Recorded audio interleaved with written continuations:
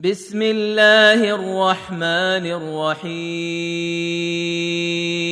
আৰম্ভ কৰিছো পৰম কৰুণাময় পৰম দয়ালু আল্লাহৰ নামত। والتين والزيتون শপত তিন আৰু জৈতুনৰ, وطور سينين শপত সিনাই পৰ্বতৰ, وهذا البلد الأمين শপত এই নিৰাপদ নগৰৰ।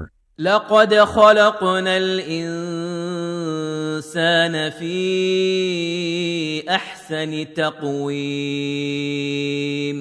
নিশ্চয় আমি মানুহক সৰ্বোত্তম গঠনত সৃষ্টি কৰিছো। ثم رددناه أسفل سافلين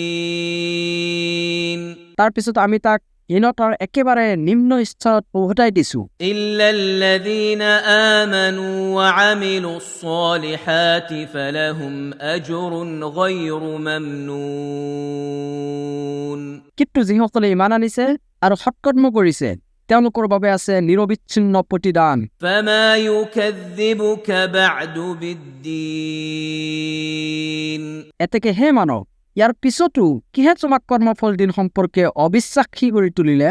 أليس الله بأحكم